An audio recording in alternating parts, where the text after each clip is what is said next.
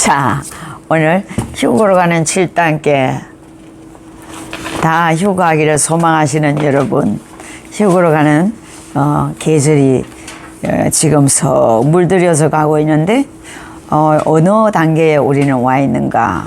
첫 번째 단계, 마지막 때의 시작이 지진 기근이 전에는 산발적으로 일어나지만 주님이 마지막 때에 들어가는 때는 어떻게 국부적인 것이 아니라 완전히 세계적으로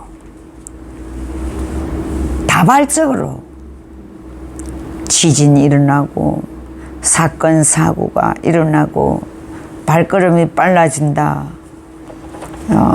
그렇게 되어 있죠. 재난의 시작이 시작되는 때는 민족이 민족을, 나라가 나라를 대적하고 곳곳에 기근과 지진이 일어나고, 이것이 킹 제임스 성경에는 뭐라고 표현되어 있습니까? 슬픔의 시작이다. 마태복음 24장 7절로 9절, 재난의 시작이다. 킹 제임스 성경이 가장 권위 있는 성경이거든요. 우리는 이제 재난의 시작점에 들어간 지가 좀 됐다고 봐야 되겠죠. 한 장 더 넘기면 2페이지에 뭘 우리는 보아서 씨앗으로 경제 통일을 이루려고 유전자 변형 기술이 아주 성행하고 있지요. 보지 못한 과일들을 우리는 봅니다. 또 캠트레일이 뭡니까? 비밀 프로젝트에 관련되어서 비행기에서 살포한 미립자 상태의 물질을 배포해 가지고 우리에게 뭘 아주 전염병을 일으키게 되고, 뭐 조류독감입니까? 짐승들을 죽게 하고 많은 그런 일들이 일어나죠. 우리 예방접종하는 게 참 좋다고 생각하지요. 그 예방접종을 여러 차례 한 사람의 이야기를 들어보면 예방접종을 한 단위가 높아질수록 몸이 안 좋다고 해요. 몸이 점점 안 좋아진대요. 제 가까운 분 중에 한 사람은 일을 하다 보니까 4차까지 맞았는데 그 이후로 몸이 너무 안 좋대요. 여러분 다 맞았습니까? 예. 저는 3차. 동성애를 이제 다 허락해서 동성애 찬성 나라가 몇 개국인지 아세요? 우리나라만 빼고 다 찬성한다는 거 알고 있습니까? 우리나라만 빼고 다 찬성하지요. WCC도 마찬가지입니다. 우리나라만 빼고 다 찬성입니다. 그래서 우리나라를 아주 안 좋게 생각하지요. 누구 뭐 잘났다고 WCC 반대를 하냐? 누구 이 나라 뭘 잘났다고 하나님 잘 믿는 척하고 동성애 지지를 하지 않냐? 이렇게 한다고 합니다. 왜 우리가 하지 않습니까? 어떻게 불교에 구원이 있습니까? 우리는 그걸 허락할 수 없죠. 이 세계 통일 정부가 마지막 때에 누구를 가장 먼저 숙청하는지 압니까? 숙청 제1 대상자가 누군지 압니까?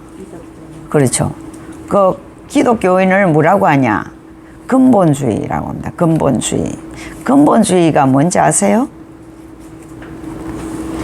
예수님만 구원이 있다. 예수님의 십자가에 죽으신가? 3일 만에 부활하신가? 성천하시고 성령 보내주시고 이 장차 재림할 것이다. 이 핵심을 근본주의라고 하는, 이 핵심만 믿는 기독교를 근본주의라고 하죠. 뭐 신천지나 이런 데는 근본주의가 아니죠. 혼탁주의 아닙니까? 자, 이 근본주의자들을 제일 먼저 숙청시키겠다. 그렇게 말했어요. 휴가하지 않으면 우리는 숙청 제1 대상자가 됩니다. 뭐 순교자가 되기를 원하면 또 좋겠지만은. 동성애를 왜 반대합니까? 반대하는 이유가 뭐예요? 교회에서 반대하는 거예요. 에? 하나님이 가장 미워하는 게 동성애입니다. 노아의 방주가 왜 하나님 방주를 만들어서 노아 가족만 구원했습니까? 노아 가족만 구원하려고 했던 건 아니에요. 그 문화가 최고조에 달했는데 거기에 가장 크게 하나님 앞에 걸린 게 동성애입니다. 동성애. 또 소돔과 고모라의 가장 클라이막스, 하나님이 불을 내린 클라이막스가 성적인 타락이며 동성애입니다. 동성애. 지금 어떻습니까? 하나님이 지금 6,000년간 우리를 인내하시면서 기다렸지만 지금 어떻게 되고 있어요? 소돔과 고모라보다 노아 때보다 더 성적인 타락을 했다. 세계에서 가장 타락한 도시가 어디라 했어요? 에? 어떻게 기억하면 여러분 상을 받을 건데 선물 준비 안 해놨다고 기억을 못하지? 지난주에 했기 때문에 결석한 사람은 모르겠죠. 뭐 결석 안 한 사람도 모르시네. 가장 넓은 길 42번가. 이거 잘하시네. 우리 42번가에서 타락의 삶을 살고 있던 브라이언 박 목사님이 개척교회 목사님의 전도지 안장으로 전 세계를 변화시키는 목사가 되었습니다. 그 42번가에 우리 갔다 하면은 야 좋다가 아니고 무서워서 무서워 여기는 당장 떠나야 되겠다 이같이 휘황찬란한 환락가라고 합니다. 저는 안 가봤습니다. 들은 이야기입니다. 세미나에 미국에 계시는 선교사님의 세미나에 참석했을 때에 그런 이야기를 들었습니다. 또 낙태법이 합법적이 된 것입니다. 살인죄가 아니다. 이렇게 누가 통일정부에서 전염병, 전쟁, 테러, 인공재해, 전쟁, 이제 2차 전쟁 후에 뭐가 나왔다고요? UN, 우리가 좋아하는 UN이 탄생됐어요. 2차 전쟁 후에. 뭐를? 정치를 하나로 묶고자 자기들의 지배를 받아야 된다. 3차 전쟁이 일어난 후에는 뭐가 일어날까요? 예, 어찌 그리 잘하시나? 커닝은 아니죠? 네. 3차 전쟁 후에는 적그리스도가 지금 작은 적그리스도들이 무수히 많죠. 그죠? 신천지, 이만희, 박태선, 문선명, 얼마나 많아요. 작은 적그리스도들이 엄청 많아요. 교주들이 다 적그리스도들 아닙니까? 여기 3차 전쟁이 일어난 후 나타나는 적그리스도는 요한계시록에 나타나는 세계 통일 정부의 앞잡이. 이제는 엄청난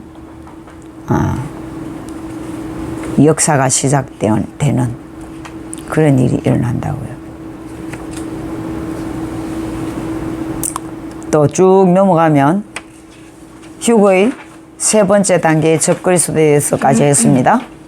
2차 대전, 세계 2차 대전 후에 UN이 창설되어서 온 세계를 하나로 묶었지만은 제3차 대전이 끝나면 통일정부의 대장, 적그리스도가 나타난다. 우리가 잘 알고 있죠. 프리메이슨, 일루미나티 들어봤죠? 빛의 아들 이런 뜻이죠.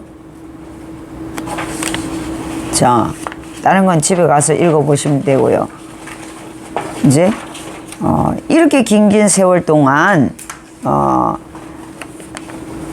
하나님의 다루심이 지나가고 있는데 이제는 네 번째 큰 성 바벨론, 97페이지 큰 성 바벨론 찾으셨나요? 한번 읽어봅시다. 휴거전에 온 세상이 통일됩니다. 그 나라가 큰 성 바벨론입니다. 무너질 나라입니다. 그런데 큰 성 바벨론이라는 말은 작은 성 바벨론이 있다는 말입니다. 하나님은 창세기 9장에서 죄악이 관영한 세상을 홍수로 멸망시킵니다. 창세기 10장에서 노아의 세 아들이 70아들을 낳습니다. 하나들이 하나를 세웁니다. 그래서 창세기 10장에 나타난 나라는 70국가입니다. 창세기 10장에서 니브롯이 70국가를 통일합니다. 바벨탑을 쌓고 흩어지지 말자고 합니다. 통일정부가 이루어집니다. 통일협회가 생깁니다. 통일경제 체계가 이루어집니다. 통일종교가 됩니다. 동서종교가 양심 종교입니다. 이무르샤니 세미라미스가 당신이 됩니다. 남자없이 그녀가 사랑하는 아무스입니다. 아무스가 태양신이 됩니다. 그래서 사람들은 해달별을 섬깁니다. 그가 또 나를 데리고 여호와의 전으로 들어가는 국문의 일시기로 보니 거기에 이름마다 단무스를 위하여 발굴하더라. 그래서 해달별을 섬기는 태양신 정도가 바벨론 정도로 탄생하게 됩니다. 여호와의 말씀이니라. 그때 사람들이 유다 왕들의 뼈와 그의 지도자들의 뼈와 제장들의 뼈와 선지자들의 뼈와 예루살렘 주민의 뼈와 그 모든 삭거르내어 그들이 사랑하며 쓰며 대단하며 구하며 분배하는 그와 뼈가 하늘의 무뼈 아래서 펼쳐지게 하리니 그 뼈가 죽거나 묻히지 못하여 주변에서 본통기를 그래서 지구 가운데라 국가에는 해달별이 많이 그려지었습니다. 마지막 때에 있을 바벨론 사가지 문화가 지배하게 됩니다. 예, 거기까지만. 예, 지난번 시간에 했던 거기 때문에요. 이 네 번째 단계, 휴거로 가는 네 번째 단계 큰 성 바벨론에 대해서 간략하게 하면은 작은 성 바벨론, 니므롯, 창세기 11장에 바벨탑이 나오지 않습니까?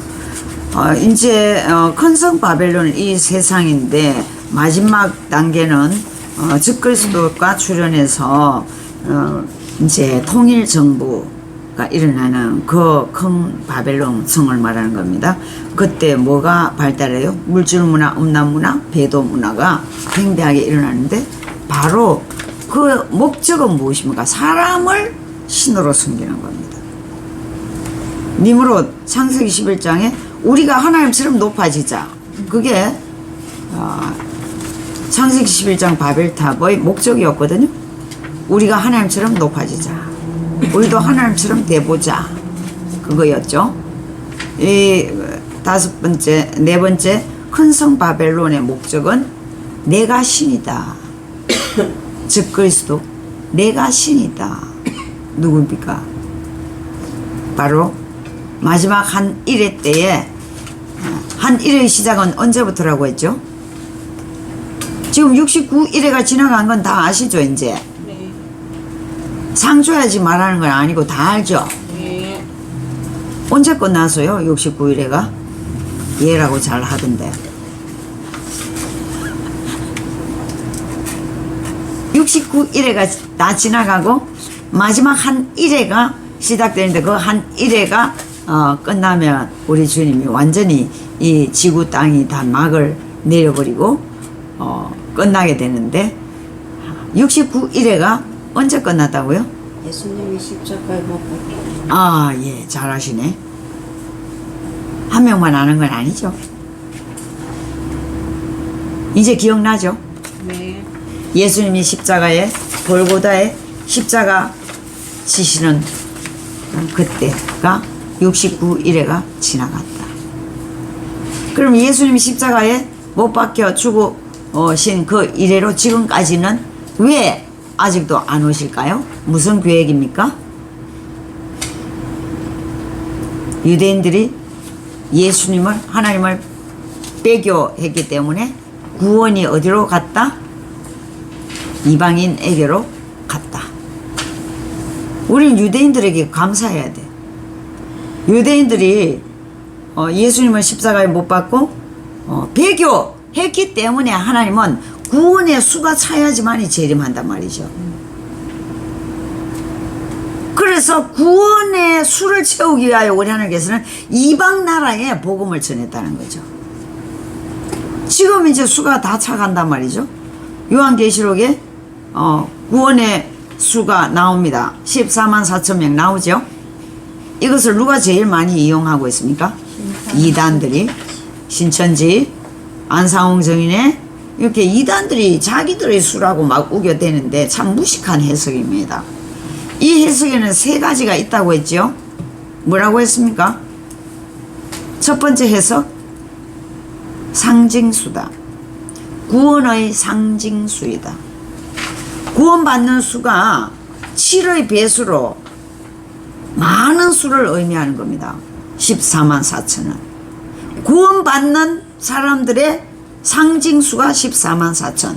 그렇게 해석하는 해석법이 있고요. 두 번째 해석 뭐라고 했습니까? 메시아닉 주 들어봤습니까? 메시아닉 주가 뭐냐면 유대인들이 예수를 안 믿잖아요. 그런데 지금 많이 돌아오고 있다는 거 아시죠? 이스라엘 나라가 언제 회복했죠? 우리나라와 비슷하게 회복했어요. 그죠? 1948년 네. 5월 26일 1948년 5월 26일 날 이스라엘이 2000년 만에 회복했다고요. 나라가 세워졌다고요. 그러고는 이스라엘이 지금 많이 나라가 살아났잖아요. 트럼프 대통령에 의해서 예루살렘이 이스라엘 땅이라고 선포되었습니다. 그죠? 우리는 이제 네코가 석자라하고 바빠가지고 주님 오시는 포커스를 잘 안 맞추고 여러분 믿음이 너무 좋아가지고 믿음대로 사니까 주님이여 언제든지 오시든지 나는 준비가 스탠바이 됐습니다. 부럽습니다 여러분이. 우리 주님은 한 일회를 시작을 언제 하신다고 성경에 말씀하셨나요? 또 이야기가 잘못 넘어가네. 그 14만 4천 수가 유대인들이 크리스찬이 되는 수라고요. 예수는 메시아다라고 믿는 수들이 14만 4천 실제의 수가 되는 날 마지막 때라. 14만 4천은 유대인의 구원수이다. 그렇게 해석을 하기도 한다. 뭐 이게 분명하다 이게 저게 분명하다 그건 모르는 거예요. 또 이만희는 뭐 자기들 구원의 수가 14만 4천 명이라는데 지금 또 2천 명이 넘으니까 알곡의 수가 14만 4천을 이렇게 또 바꿨다고 하네요. 과천에 천국이 임하기 때문에 그 이제 신천지인들이 땅 투기를 하고 있답니다. 과천에 천국이 내려온다고. 영적인 사기꾼의 말을 속는 사람들이 바보가 아닐까요? 사기꾼은 사기치는 게 전문입니다. 사기 당하는 게 바보 아닐까요? 신천지에 속하여 미친 듯이 날뛰는 사람들이 참 불쌍하게 짝이 없습니다. 우리가 정말로 하나님의 수에 속하기를 축복합니다. 아멘. 자, 그러면 다시 원점으로 돌아가면 마지막 한 일에는 언제 시작하는지 그건 알겠지. 귀에 못 닥치가 않게 제가 이야기했으니까 69일에가 끝나고 마지막 한 일회가 시작하는 때는 짐승표가 주어지고 뭐 7단계로 넘어가는 이제 완전히 절단이 나는데 영적 까막눈이 돼가지고 까맣기가 돼가지고 여기가 조사오니 하다가는 참 순교의 수를 채우는 여러분이 되셔야 될 텐데 순교자의 상이 크기 때문에 휴거되지 않고 순교의 수를 채우고 싶습니까? 아니면 휴거하고 싶습니까? 휴가하고 싶습니다. 자, 한 일의 시작은 7단계까지 다 돼가지고 적 그리스도의 출현 언제 합니까? 그와 비슷한 거지. 이렇게 힌트를 줘도 잘 모릅니까? 한 일의 시작이 언제인지? 뭐 딱지 않게 말해줘도 모르는데 그 뭐 불틈을 이리 뒤쳐 한다고 뭐 안 나옵니까? 제 삼성전 이래도 안 나옵니까? 거기까지만 합니까? 제3성전이 성전이 이루어질 때 제3 내 마음속에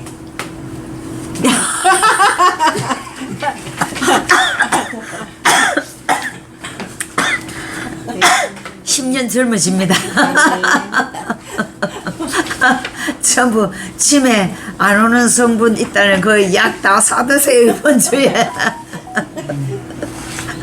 아무리 해도 모르니까. 제3 성전이 그래 건축될 때 이제 답이 나오네. 예. 뭐 마음 안에 성전이 세워질 때는 벌써 세워졌습니다. 우리 마음 안에 성전은. 제3 성전이 이제 솔로몬 해로 내 마음이 우리 하나님께서 제3성전을 우리 마음 안에 세우셨잖아요. 네, 그죠? 맞아요. 그렇죠. 예수를 내 마음에 모셔드릴 때 하나님의 성전이 내 마음에 세워졌습니다.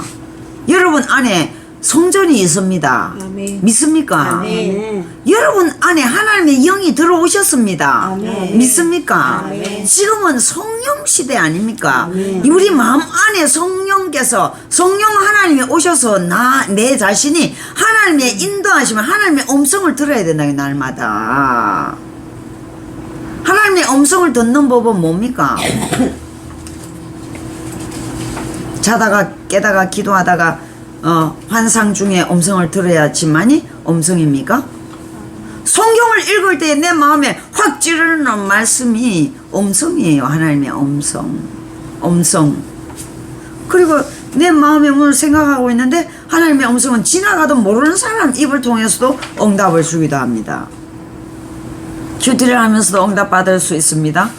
날마다 묵상 큐티를 하면서 음성을 듣기도 하고 성경을 읽을 때도 음성을 듣기도 하고 기도하다가 듣기도 하고 설교를 통해서도 듣기도 하고 우리 마음 안에 이제 하나님의 성전이 세워진 지는 언제 세워졌습니까?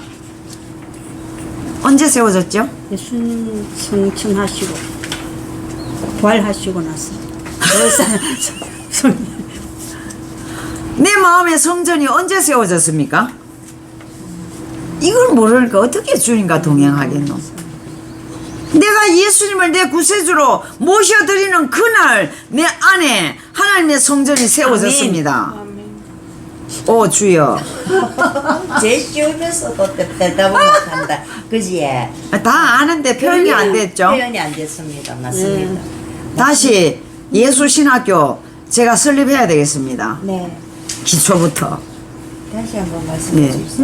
너무나 중요한 겁니다. 내가 예수님이 나를 위하여 십자가에 피 흘려 죽으심을 내 구세주 되심을 내가 받아들이는 그 시간에 아멘. 내 마음에 하나님의 성전이 내 마음에 세워졌다고요. 아멘. 시편에 보면 우리 마음을 창조하신 목적이 나와 있습니다.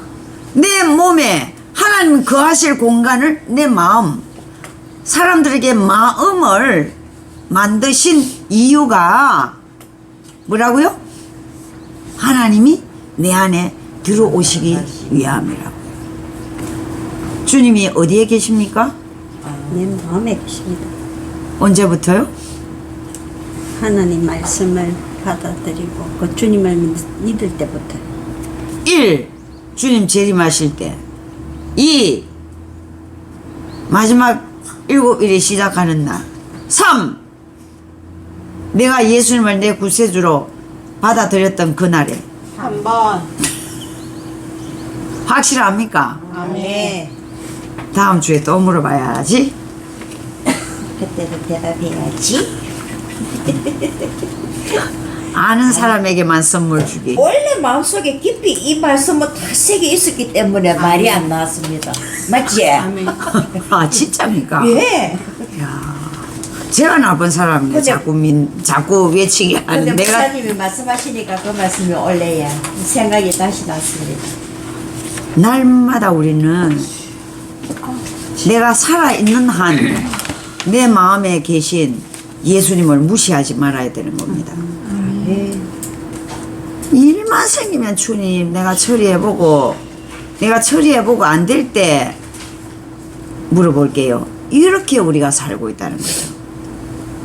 무엇을 하든지 주님, 제가 이야기 한번 했던 적 있는 거 같은데, 제 선배 전도사님 집에 이제 주일학교 제가 전도사를 했을 때 그분도 주일학교 전담을 하고 계셨거든요.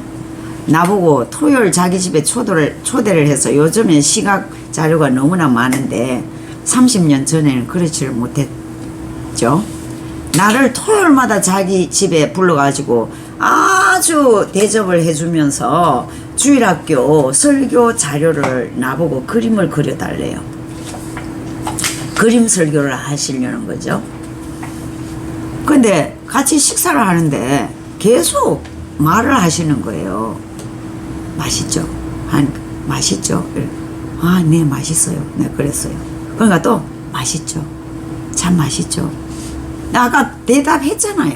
근데 또 그러는 거예요. 또 좀 이따가 맛있죠? 맛있죠? 이러는 거예요. 경도침이. 경도인 지성인 것 같습니까? 그분이 30대 초반입니다. 저는 그때 29세였습니다. 근데 하시는 말씀, 전도사님 왜 그래요? 제가 맛있다니까요. 하하 웃으시더라고요. 제가 전사님 보고 말하는 게 아닙니다. 저는 밥 먹으면서 늘 이렇게 먹어요. 예수님께 대화하면서 나는 밥을 먹습니다. 그러시더라고요. 주님 맛있죠?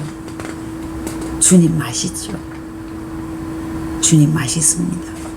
이렇게 하면서 드시는 거예요. 그 좋은 현상입니다. 네? 좋은 현상입니까? 각자의 믿음의 분량대로겠죠? 좋다 안 좋다를 우리가 어떻게 평가하겠습니까? 사모님이 같이 목사님하고 식사하시면서 입 딱 다물고 반찬만 밥만 쳐다보면서 먹는다. 기분 좋겠습니까? 앞에 사람 무시하는 거 아니에요? 제가 여러분의 인지도를 보고 있습니다. 얼마나 주님에 대하여 여러분이 친밀한 관계인가. 그 말을 제가 하고 싶은 거죠. 또 이제 한 15년 전입니다. 우리 교회 성도는 아니고 다른 교회 집사님이에요. 저한테 자주 찾아오시는 분인데, 자기는 자기 전에 부부 손잡고 꼭 기도를 한다고 하더라고요. 참 좋지요. 제가 그랬죠. 우리는요, 성생활을 시작하기 전에 꼭 손을 잡고 기도합니다. 하나님 기뻐하는 성생활을 하게 해달라고 기도한대요. 이야, 참 진짜 그렇고 부부 아닙니까? 여러분, 어떤 부부는 들어가기 전에 남편한테 손 내밀고 10만 원 내놓고 내놔 이렇게 한다고 하더라고요. 이렇게 다양한 부부들이 있는데, 우리가 얼마나 주님과 친밀한 관계 속에 여러분이 생활을 하고 있는가, 그걸 묻는 겁니다. 여러분, 성질이 폭 튀어 올라올 때 보면은 주님은 온데간데 없더라고. 우리가 뭐 다 그럴 수는 있지만은 그런 횟수를 줄여야 된다 이 말입니다. 성깔 나오면 뭐 주님께 맡은 직분도 막 아랑곳 없이 내 던지고 주 던지고 주님 없는 것 같아요. 보면은 그때 점수가 다 깎이는 겁니다. 그죠? 우리가 부부가 아름다운 관계를 지속하기 위해서는 배우자가 싫어하는 짓을 먼저 안 해야 돼. 10돈짜리 팔찌 해다 주면서 한 달에 한 번씩 딴 여자와 외박하고 온다. 그 10돈 팔찌 주 던져 뭉개부지 않겠습니까? 그죠? 주님과의 관계도 주님과의 관계 하나님이 싫어하는 짓부터 안 해야 된다 이 말입니다. 직분은 거룩한 직분입니다. 작은 일에 충성할 때에 하나님이 큰 일을 맡깁니다. 그놈의 성질 때문에 복을 받을 수가 없어요. 그놈의 성질 때문에. 그 오늘 설교를 들어보니까 몇 번째 시험을 통과하지 못합니까? 첫 번째 시험의 관문을 통과 못하는 거죠. 그놈의 성질 때문에.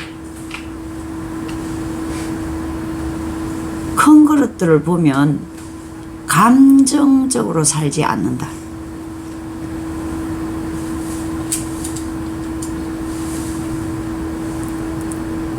여러분은 어떠세요? 다 심각해지는데 아직 감정을 제어하지 못하십니까? 근데 이제 우리가 여기 핵심이 좀 벗어나고 있는 것 같지만은 벗어나지 않는 것이 우리가 내가 화가 났을 때도 일이 잘 되지 않을 때도 잘 될 때도 우리 주님은 나를 경청하고 주시하고 함께하고 계신다. 거기에 우리는 그게 믿음이거든요. 믿음이 뭐라고 여러분 생각합니까? 주님은 나에게서 떨어져 나가 계시지 않으신다. 그게 믿음이에요. 주님이 내 인생의 모든 것을 체크하고 계신다는 것을 인식 안 하거든요. 바로 하나님이 나를 언제나 상줄 체크를 하시려고 나에게 떨어지지 아니하시고 나를 체크하신다. 그걸 기억하세요. 나에게 언제나 우리 주님은 나를 갈기려고 나에게서 떨어지지 않는 분이 아니고 나를 상줄거리를 찾으려고 그 사실이거든요. 생명책과 기념책 아시죠? 모르시구나. 이렇게 까막눈이라는 것을 참 반갑습니다. 제가 가르쳐 드릴게. 생명책은 뭐냐면 우리 영혼이 구원받는 사람의 이름이 하늘나라에 기록되는 그게 생명책입니다. 여러분이 예수를 믿고 하나님의 자녀가 된 여러분의 호적등본이잖아요. 그와 같이 생명책, 하나님의 생명, 새 생명 얻은 여러분이 구원받은 자, 하늘나라에 가는 하나님의 자녀가 된 거기 생명 기록부, 지금 호적등본 여러분의 가문에 여러분 이름 다 올라가 있잖아요. 그게 생명책입니다. 그건 아는데 기념책은? 기념책은 뭐냐면은 행위책이죠. 행위책, 기념책 이렇게 나오기도 하는데 우리를 여러분이 삶의 현장에 기록되는 겁니다. 여러분이 하나님 기뻐하시는 일을 할 때마다 기록이 돼요. 기록이 돼가지고 하늘에 가면 상이 준다. 상급이 여러분의 행위 기념책, 그게 기념책이거든요. 처음 들어보셨습니까? 책이라고 성경을 더 많이 읽어보세요. 분명히 그렇게 여러 군데 나와 있습니다. 생명책, 기념책, 행위책 이렇게 나와 있습니다. 인터넷에 두드려 보면 대번 나옵니다. 우리 하나님은 사랑의 하나님이기 때문에 우리가 잘못을 저지름에도 불구하고 돌아오기를 원하고 그 행위를 선한 행위로 고치기를 원하죠. 또 이 땅에서 보응을 받습니다. 우리가 악행을 하면 보응받습니다. 죄는 면죄를 받되 보응은 받는다고요. 우리 자녀가 잘못하면은 용서해 주되 체벌하잖아. 다음부터는 그런 짓 하지 말라고. 그와 같아요. 근데 우리가 선한 일을 하는 것은 무수히 많습니다. 목마른 자에게 물 한 컵 주는 것도 하늘의 상이라고 되어 있습니다. 하물며 여러분이 맡은 직분, 집사, 사모, 목사, 권사, 거룩한 직분, 여러분이 맡은 일에 작은 일에 충성할 때에 하나님은 큰 일을 맡겨주겠다 약속하셨어요. 맡은 자에게 구할 것은 충성이라. 죽도록 충성하라. 그게 뭡니까? 맡았으면 죽을 힘을 다해서 기분 따라 놀지 말고. 여러분 월급 주는데 기분 내키는 대로 출근했다 안 했다가 그 머지않아 쫓겨나게 되죠. 안 그래요? 주인 몰래 살살 놀아가면서 지할 짓 하면서 그렇게 하면은 그 사장이 제 1순위로 잘라내지 않겠습니까? 그러나 그 회사 일을 자기 일처럼 솔선수범하면 예상하지 못한 상을 주게 되어 있습니다. 하나님의 약속은 그거예요. 여러분을 책하려고 직분 주신 게 아니고 여러분과 함께 하시는 목적이 여러분 잘하나 못하나 따지려고 함께 하시는 것이 아니고 어떻게든 상을 주고 싶어서 안달이 나셔서 우리 주님은 함께 하신다고요. 완전 엇길로 갔는데 마지막 한 일의 시작은 제3성전이 예루살렘에 세워지는 건축되어지는 그때. 지금 뭐라고 했습니까? 예루살렘 성전 제3성전을 세우려고 3천억을 들여서 전부 다 재료가 완비되어 있다. 짓기만 하면 되도록 되어 있다. 그렇게 말했죠? 그 제3성전이 세워지면 바로 마지막 한 일의 시작이 된다. 그랬죠? 성전 건축이 되면 거기 구약의 유대인들은 뭐 지냅니까? 제사 지내죠? 구약은 짐승으로 제사 지내고 신약 교회는 예수 이름으로 예수 피로 예배 드린다. 그 차이입니다. 근데 유대인들은 예수를 안 믿으니까 거기에 세워진 성전에 뭐 한다? 제사 지낸다. 짐승 가지고. 3년 반이 지나면 적그리스도가 그 제사장이 나를 섬겨. 짐승 바치지 말고 나를 섬겨.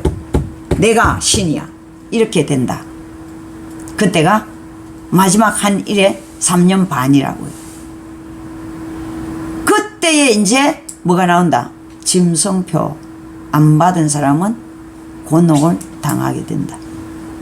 먹을 것도 안 주고 그 적그리스도에게 절하지 않으면 먹을 것도 없이 환난을 당하게 된다. 어떤 환난? 포도알을 포도즙을 만들기 위해서 포도틀에 즙틀에 넣어서 누르는 것 같은 그런 환난이 온다. 그때가 후 3년 반 대환란, 전무후무한 환란이 주어진다. 그게 마지막 한 일입니다. 휴거는 언제 되는가? 다음 시간에 하겠습니다.